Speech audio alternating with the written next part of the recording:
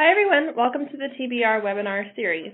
Today, Principal Analyst and Senior Strategy Consultant Geoff Woollacott and Analyst Stephanie Long will be discussing hardware commoditization pushes vendors into new ventures.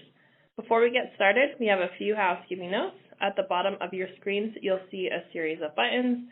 From left to right, you can access the slides, audio controls, Q&A, speaker bios, and our survey. After the webinar, you will receive an email with a replay link as well as a link to view and register for other TBR webinars. If you have any questions for us, please submit them in the Q&A widget in On24. You may also reach out to us after the event at webinars@tbri.com. Thank you again for joining us, and here is Stephanie to begin the webinar. Thanks, Sarah.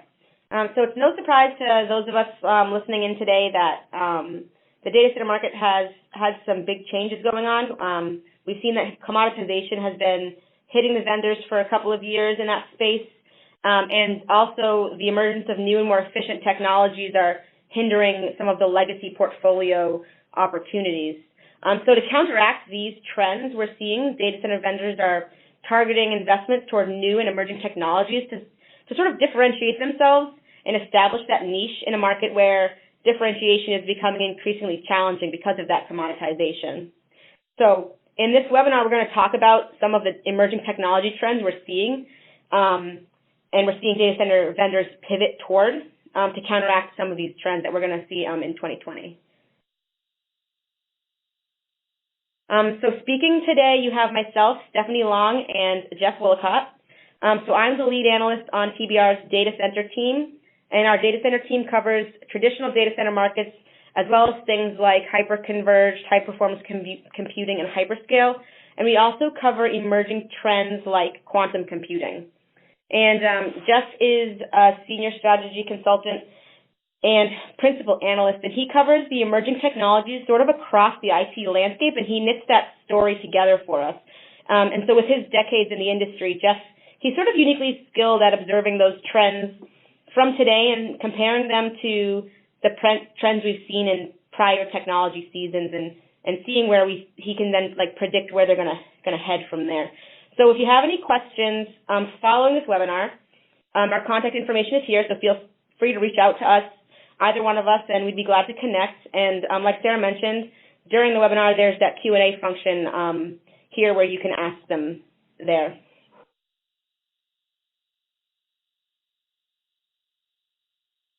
Okay, so this slide outlines the three main predictions we're going to talk about today. So we'll start off talking about some of the cloud versus on-premise trends emerging in the market as data stores increase rapidly from the emergence of data-intensive workloads. That's one of the drivers behind that trend. And then next we'll talk about the rise of quantum services in the quantum computing space that we will see during 2020 as quantum computing approaches and achieves what TBR calls economic advantage. And then next we'll talk about the dynamics between the ODMs and the OEMs in the data center space. And this ties into with cloud adoption as well as demand for cloud services, and the increase in hyperscalers creates opportunities for ODMs to shift some of that demand away from the OEM alternatives. And then Geoff will talk at the end about the emerging compute models, namely quantum computing right now is one of the highlights there, and how that's going to impact some of the more long-term goals and future, as well as some of the near-term investment strategies that it will impact as well. So we're seeing some more formal strategies emerge around quantum computing and how it will be leveraged by customers in the near future.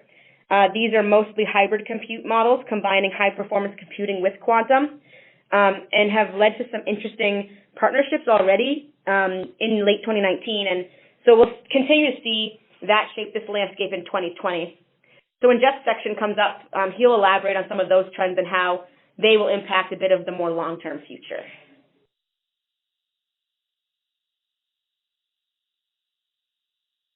Okay, so customers are increasingly want end results, and they don't so much care about how they get there. So basically, customers have these desired outcomes that they wish to achieve, and they're willing to leverage, private, hybrid, public, what have you, infrastructure to get what they need at the most cost-effective way, but without sacrificing some of their their internal demands like around security or data access or data sovereignty. And so this is the case especially in the cloud market where hybrid cloud is experiencing that increasing emphasis. And customers are desiring pricing models, agility, and very specific storage and compute needs to meet the demands of these workloads. And they don't particularly care how they get to that. Like I said, it is true that customers are still wary to ship certain workloads to public clouds, and so do prefer to keep some of those workloads on-premise. And this is precisely one of the factors that is driving that hybrid cloud adoption. This sort of, wariness to put certain things in the public cloud. There's still that stigma of it being safer on-premise versus in the public cloud.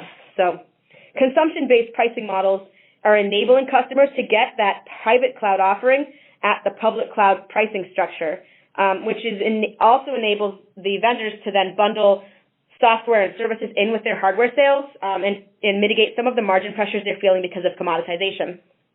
And customers do like how consumption-based pricing sounds, but in many cases they're not yet signing on that consumption-based pricing line. And we see from talking to customers that this is due in part to the fact that customers are struggling to fully grasp the financial advantages to doing that consumption-based pricing model when compared to a traditional hardware sale. And that's because some customers will add up that total cost of the consumption-based pricing model and see that the traditional sale may come out to less dollars, but that is leaving out the fact that you're gaining that added access to those software and services. So customers are still having a hard time seeing that across the board, that connection there. And so in addition to that, 21% indicated they had a preference for purchasing through a leasing purchase model. So in many cases, the vendors offering consumption-based pricing models also have leasing options available. And while that wouldn't necessarily benefit the vendor from the bundling standpoint of software and services, it does still create that tie between the offerings that the data center vendors have and the desires that the customers have. So they can fill that through the leasing option as well. But only 14% actually had purchased their hyperconverged purchase through that leasing model. So there's opportunity there as well that we're seeing where there's that higher preference and there is people signing on the line that way that can be filled in 2020.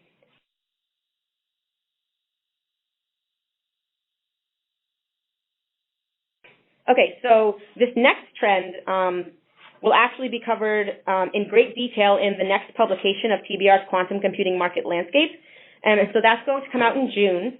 And services is a rising trend in the quantum space and will therefore be a highlight of that specific publication. And if you're interested in learning more about how to access that research, feel free to drop a note in the question section or you can email us and we can get back to you with the details. So this is semi-annual. It tracks the entire quantum market, hardware, software, services, security, annealing. And we also talk about the underlying quantum hardware architectures in there as well in the hardware space, which seems to be a topic that many enjoy learning more about. So anyway, the quantum computing space, so we're seeing that's nearing economic advantage. And economic advantage is a term TBR coined last year in a blog post, but to give you the 1-minute overview, rather than quantum supremacy, we use the term economic advantage, which we define simply as the point in time when a live application will have a portion of the computation slid over to the quantum instance. So if you're interested in learning more about how TBR defines that term, again, you can shoot us a question or an email, and we can send you along that full blog post.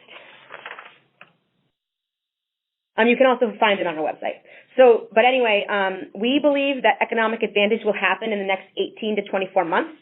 In studying this market, we've learned that the term supremacy was a little misleading and confusing to customers and vendors, so we shifted to this more industry standard term of economic advantage to kind of remove that confusion, but the two terms are very similar in what they fundamentally are expressing. So the thing that was throwing customers off about supremacy was the fact that it's likely that quantum and classical computing are going to sort of leapfrog each other in the near term in terms of capabilities. So it's not going to, once you achieve quantum supremacy, it doesn't necessarily mean that your system is supreme forever. And that was the piece that was a little confusing to many, and why we opted for that term economic advantage instead. So once economic advantage is achieved, quantum technology effectively becomes monetizable. And that's really an important point here, because there will be real proof points for prospective customers to bring back to their bosses to justify that purchase, or to sign on for some quantum computing access. And that's the missing link right now, because a lot of customers are seeing quantum computing more as a theory and something that is going to be accessible many years from now. So they don't necessarily see the value in investing in it now. But we're seeing that investing in quantum computing now will have that long-term advantage, because it's such a unique technology. You need to sort of skill yourself up in order to take advantage of it. And also, coupled with the fact that we're seeing economic advantage coming within the next year or two, building up that baseline knowledge on quantum over the next year or two is going to enable you to take advantage of it once it does achieve that economic advantage. But so this is basically where the services vendors come in, because they can effectively help bridge that gap if your organization chose not to invest ahead of quantum, and effectively catch up to your peers that might have. So therefore, we're going to see this swift influx in demand for quantum services. But the challenge is that you can't kind of just pivot over to quantum services and quantum computing really quickly, because of the unique skill set that's required to take advantage of quantum, and the very limited pool of available folks with that level of skills. So services vendors are going to fill that gap. It is likely to be a costly gap to fill, and it'll enable customers who've not been looking at quantum to sort of quick fix their environment and take advantage of the technology. But they have to kind of build their arsenal of available services skilled employees in that space in order to provide that service. So this year, we think there's going to be a movement by services vendors to sort of, for lack of a better term, stock up on some of these personnel with those quantum skills that'll be able to address those needs once they come around in the next couple of years.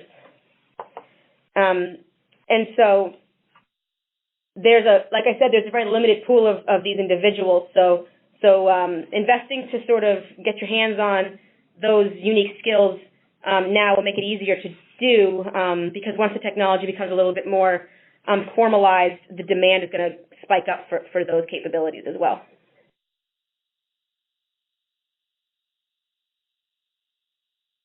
Okay, so this prediction here ties in well with the first prediction in the sense that it centers around cloud and the growing demand for hybrid cloud. And so commoditization is reducing the value in the hardware and increasing the value in the software and related services. And this reduction in hardware value creates an opportunity for ODMs to sort of swoop in and gain share. There will always be a place for the OEMs in the market, as there will still be a fair bit of customers that are either unwilling to or unable to build their own systems based off of those bare metal hardware offerings. But those that are able to take advantage of the ODMs are going to increasingly leverage that option. And also, the hybrid cloud connection is going to increase demand for cloud on the whole, which is likely to necessitate the increase in data centers for cloud providers to provide those services, which is another opportunity for the ODMs. And the OEMs, they're already feeling the squeeze from peers in the existing market, so adding on that layer of the ODM dynamics is simply just going to exacerbate some of the challenges they're facing currently. Okay, so with that, I will turn it over to Geoff to fill us in on some of the greater context on these disruptive emerging technologies. Hi, thank you, Stephanie. With this piece, it's a little bit of a sort of a flyover of the history of the industry and how it looks like it's, to me at least, going to be radically different, far faster. Same plot, shorter film. And by that, what we need is the idea that it took about 40 years. I'm calibrating. Well, no, I'm 35 years. I'm calibrating it as when Digital Equipment Corp was founded, and then when it finally was picked up by Compaq and then rolled into HPE. But for years, the way that you could look at this, the historical piece, when it was a hardware-led purchase decision, was there were really four components. There was the storage, the compute, the input-output devices, printers and hardwired terminals, and then the network pipe that strung it all together. And the industry, you could track the history of the industry by engineering constraints or bottlenecks, and one of those four, the proliferated innovation and funding into other elements. Now, that's the historical look, but the only thing that is changed, that I changed in the diagram, is I pulled out I/O, human I/O, given that it's really sort of ubiquitous through Wi-Fi, smartphones, multiple mobile devices, so that when you look at the engineered silicon, those things, if you program it right, kind of run on their own and self-provision and do all those wonderful things. Now, if you want to look at the monetization, the next slide, which I will be honest and say I've been iterating on for 7, 8 years now. It is messy as all get out, but what you saw on the lower left-hand side was the sort of legacy IT, the analog dollars. And then the right-hand side, which I have to credit Paul Moritz from a EMC World keynote speech as the new monetization fabric on the right in green of analytics, apps, and data. Now, that center piece is really, if you think of single pane of glass management, complete automation. For the left-hand side, which is the engineered side, the machine side, step one was virtualization. Then it was standardization, and then you can do the automation. Now, we haven't necessarily gotten all the way there with network virtualization, but we know it's coming. It's kind of, the third movie in the trilogy series. But virtualization, standardization, and automation works very, very well for the technical challenges.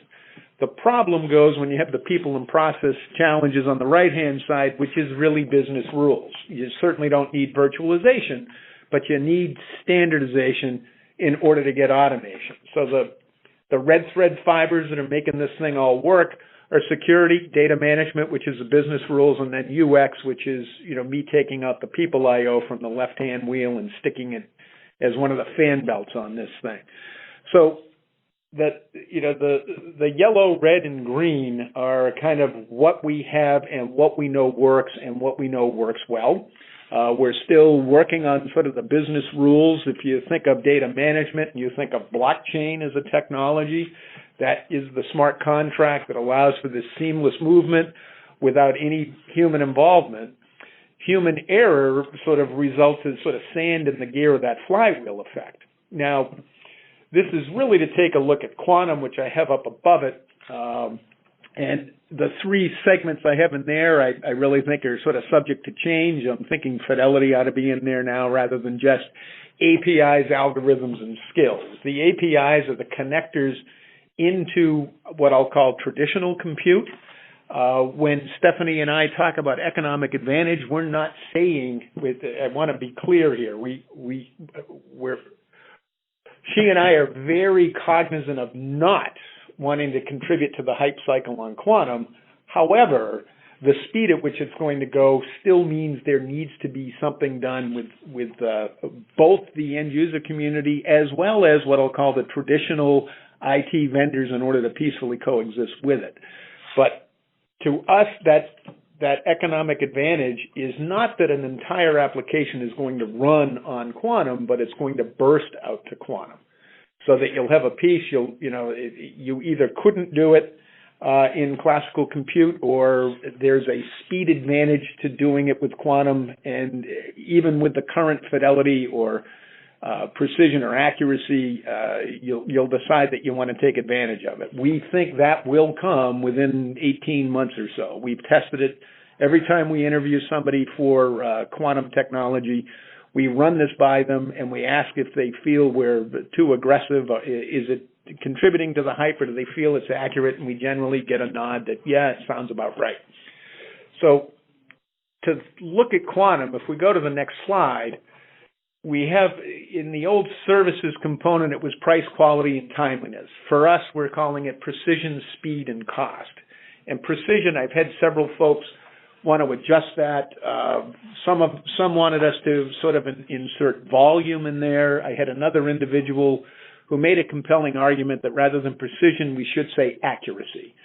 But what that basically means is, and what's fascinating about this, at least to me, is you have these underlying competing hardware architectures, be it I don't know if hardware is the right word to say, but you have superconducting, you have ion trap, you have photonic.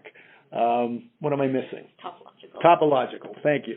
So you have those four. They're all competing. There's few that I would say are out in sort of commercial grade. IBM's ahead with that. They have their set of systems. They've moved it out of Yorktown into a dedicated data center where they will be able to start learning, in my opinion, about the types of services they'll need to build out in order to, I'm going way out now, but when people will have quantum systems so that they'll be able to provide the maintenance services that go around it. But above that is what I'm hearing as the abstraction, an abstraction layer for quantum circuits. And by that I mean they're building out industry standard quantum circuits to which I'll call it the business community can write their algorithms to, and then there will be the layer that takes the abstracted quantum circuit and brings it down to either the superconducting, the ion trap, or whatever flavor of quantum compute is below it. And if you think about that, we are at a point in the quantum history. Remember I said sort of digital, 35 years for the rise and fall of the mini, more or less.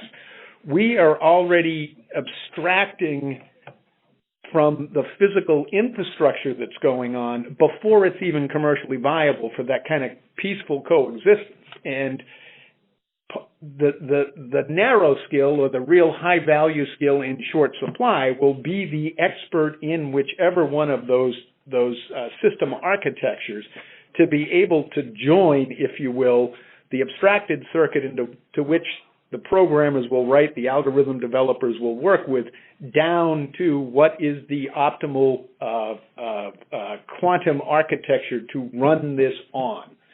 So even before they're out, you have all the different quantum vendors working together to allow superconducting to tie to ion trap to all these different flavors. And that was not what was going on in sort of the heyday of the mini in terms of if you bet on digital, you had to stay with digital versus prime or data general or system 36, 38. So we're already seeing that the lessons learned in our industry are going to crank up the speed of the evolution of this technology far faster than we saw the speed of the evolution of silicon, traditional silicon, for lack of a better word, move through. That didn't really hit until we started virtualizing servers. That was kind of a mistake. Well, not a mistake. It was an easier move, but not as high value as storage virtualization. And now we're finally tackling the complexity of the network. So that's one way, if people are sitting here going, why do I need to be involved or why do I need to get there, it gets to speed. Because precision, underneath those abstracted circuits, the precision or accuracy, the decoherence, all those other componentries of what it can do is being worked on. And when I say worked on, I really ought to say it's being explored and discovered. It's scientific discovery for these different quantum architectures that will go on. And we at TBR are reluctant to be able to say, well, based on today, the winner's going to be X or Y, because you just don't know what bright mind is going to find the aha that'll make a change. And you can take a look at there was that a lot of press around Google saying they had supremacy, IBM countering. I think Google said it took I can't remember, it was 10,000 something. I can't remember if it was days or years. It was a long time. and on classical, and they could do it in 200 seconds. IBM's counter was that a Summit supercomputer could do it in two and a half days versus 200 seconds. Well, 2.5 days to 200 seconds, take a look at the cost. If it was something that you did want to do and it took 2.5 days of a supercomputer data center versus 200 seconds of a quantum data center, you may flip that to quantum just from the cost savings, let alone the speed of getting the answer in 200 seconds rather than 2.5 days. So that point that I have up there, quantum delivers the square root of now, that is very much kind of a marketing slogan in my head. It is accurate in certain segments of the algorithm. It's linear versus algorithmic. But the basic idea is whatever the time, all of the things equal, whatever the time it takes to process in classical, in quantum it can be at the square root of that. And in that example I gave you, 2.5 days versus 200 seconds, the square root of 2.5 days is something like 460 seconds. So it's better than the square root. So you've got I'll call it the pure IT expense, heating, cooling, labor, etc., between 2.5 days of operation versus 200 seconds, not only for speed, but also for the cost side, right? But also in that, as precision or accuracy improves, what is the overall savings in labor and other business segments based on greater modeling or algorithmic predictive accuracy as to what you ought to be doing? And you hear a lot about financial services. The way I've heard it is rather than sector algorithms, they'll be able to do, as an economics major, I remember the language of ceteris paribus, assume all other things constant. You'll be able to assume less things constant because you'll be able to compare more variables, because that's where quantum gives you the advantage. It's not necessarily the size of the data, it's the breadth of the ways you want to compare it. That's what the algorithm provides. So you've got the greater accuracy, which would give you a cost savings if your wet labs experiments with material science and whatever you're doing, you can narrow down what human beings have to experiment with the real materials based on the model. How much is that going to save? So it's that precision, speed, cost, not just within IT, but across the entire business operation to taking advantage of quantum. Now, it'll start in some of these very high-value application layers, financial services, material science, et cetera, et cetera. As the accuracy becomes more precise, which is going to happen as scientific discovery comes, it can then cascade through into sort of next generation or less mission critical or places where that accuracy is needed even more in order to be able to come through and come to fruition. So what does it mean today? And why are we saying that services are going to be important? Well, number one is the algorithm talent, for lack of a better word, is scarce. So if you haven't taken a look, or you're a small, you're an enterprise, your peer has been investing ahead of this, all of a sudden they come out with something with a square root of now improvement on time to X, you're going to be behind the 8 ball if you haven't taken a look at it. Now, some of the first places they're going to turn will be to their existing services vendors. So even if you're just in the traditional, I'll call it traditional hardware space, having talent that can stitch together, and given that it's been abstracted, it should be easier, that can stitch together the algorithms and then have it burst to whichever one of these virtual circuits tethered to ion trap versus superconducting, etc. It is a cloud play. It will be a cloud play with, at some point, now I'm going out. It'll be a cloud play with sort of an automatic sort of traffic copying of this workload needs to go, commodity off-the-shelf hardware. This needs to go to GPU, TPU, accelerated silicon hardware. This needs to go, to pick a quantum flavor. The ability to help people tie that in will all of a sudden just sort of spike up as soon as some of these first use cases come out and show distinct competitive advantage. the announcement, that Google announcement, as we've talked to people about it, the analogy was, yeah, it's not necessarily a live application that's generating a lot of business value, but it's more like the Wright brothers being able to fly the plane at Kitty Hawk however many hundred feet. It's a proof point that says we can, get a human up in the air and land them safely. And now the innovations and developments will kind of keep rolling through. So that is our viewpoint with quantum in terms of how it's going to roll. We see these three avenues of the accuracy, precision, or the accuracy/precision, speed, and cost as the business implication levers that will be compared by enterprises to make these determinations.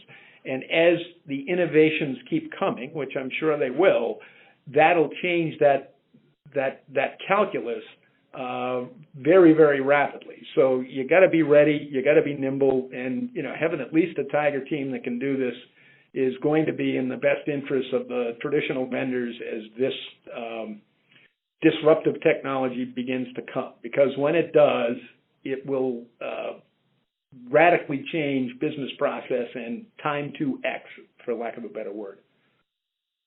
With that, I'll come up for air and we'll see what we got for questions, right? Yep. So you can use the Q&A function to ask some questions if you have any. In this slide, you can see our portfolio here on the data center team. If you have any questions about availability of those reports or what's included in them, please feel free to ask those as well. You can ask via email or via the chat function, and we'll follow up with you either way. Okay, we have this one question here. Which of the quantum architectures is going to be the best? Well, you can weigh in too on this one, but we really haven't taken a position. We were looking at superconducting and the need for the cooling as something that would be more challenging for, I don't want to say portability, but for miniaturization. But there have since been developments since we kind of came up with that opinion that is showing the reduction in the need for the cabling and the sort of tubing that allows for that for the cooling mechanism. So it's starting to come down. It's starting to get there. Before that announcement a couple of weeks ago, we were looking at ion trap as one that seemed to have a great body of activity around that looked like it could be easier to miniaturize. When Stephanie and I attended Quantum Tech, we were also looking at, I'll call it specialty components, for lack of a better word. It was, there's one underground seismology, for lack of a better word, where they can drag this thing behind a car and take a look at water pipes and know where the leaks are, that can greatly enhance and pinpoint where to go to dig for this, that, or the other thing, or find the leaks or the mains, or mitigate the risk before commercial development. There's the military uses that were summarized by a member of the military talking to us about quantum at this event to continue or keep the warfare unfair.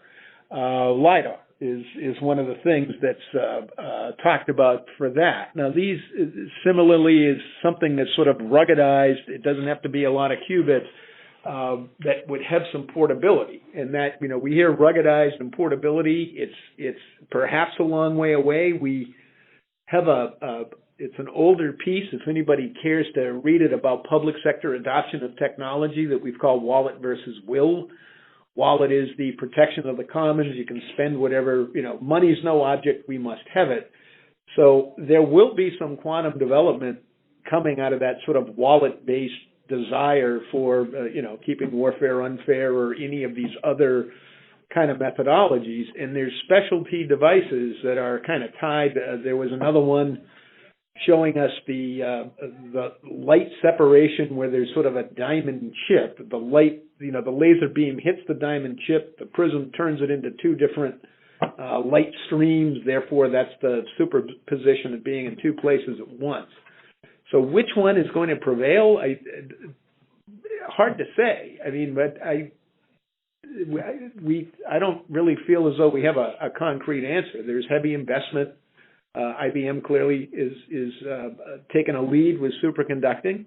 There's also the peaceful coexistence, as I said, between these architectures. So even if you have these investments in the deep scientific research that slowly has been coming into engineering and is now being translated into business value, even if you've been down or working on that track, based on these sort of virtual circuit standards that are evolving and beginning to materialize, there will still be participation to play, even if you're a vendor who bets on one of the underlying architectures that ultimately doesn't prevail. It's not an all or nothing game as it was if you were betting on a mini computer architecture or a mainframe architecture.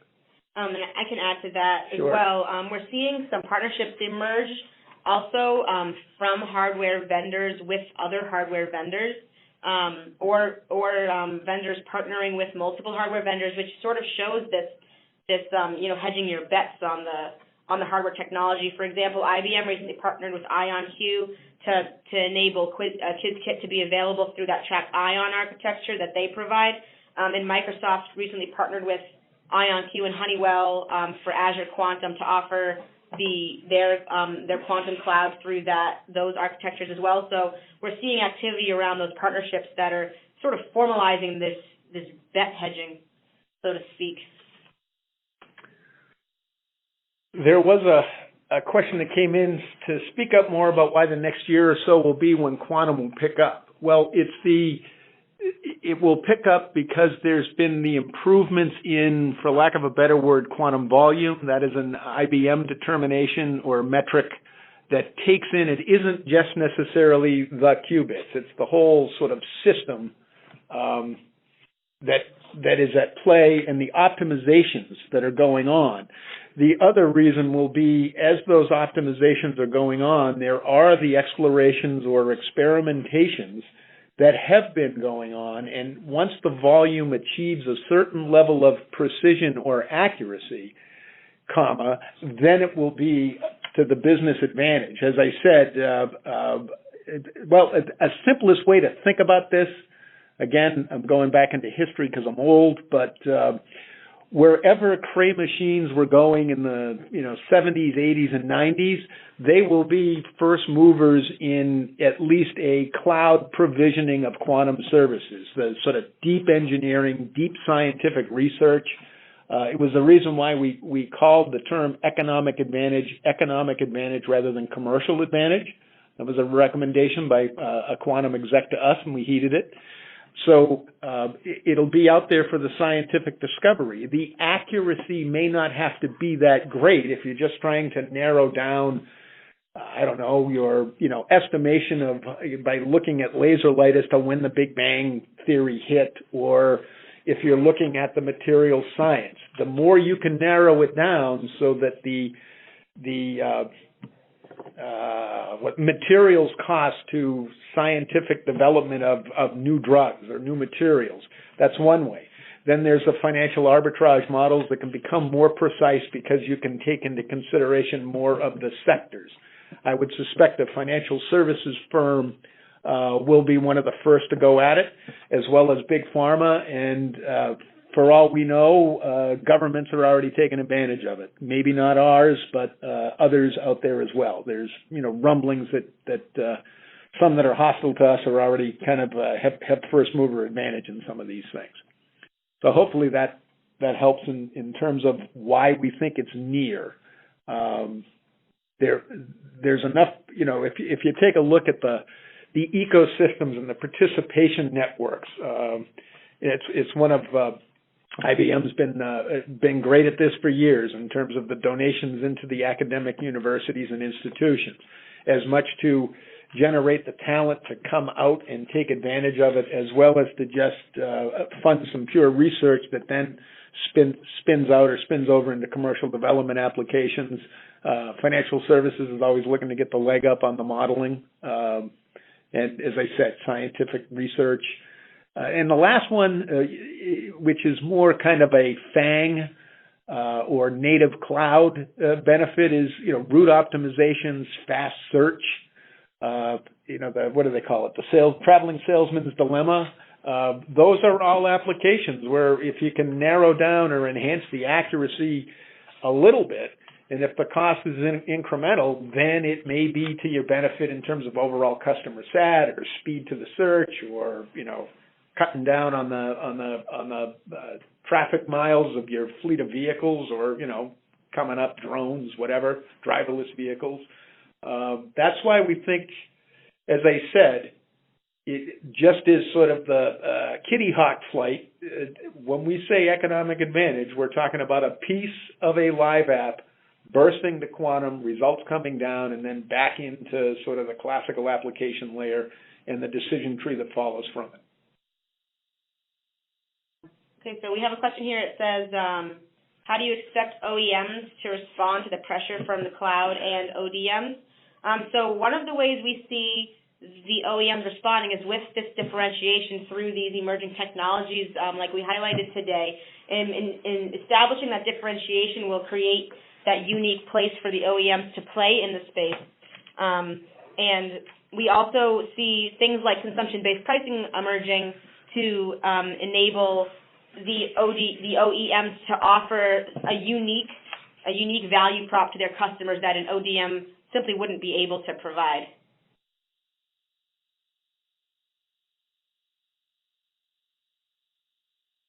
I can add to that if you want. The other thing on the sort of OEM ODM,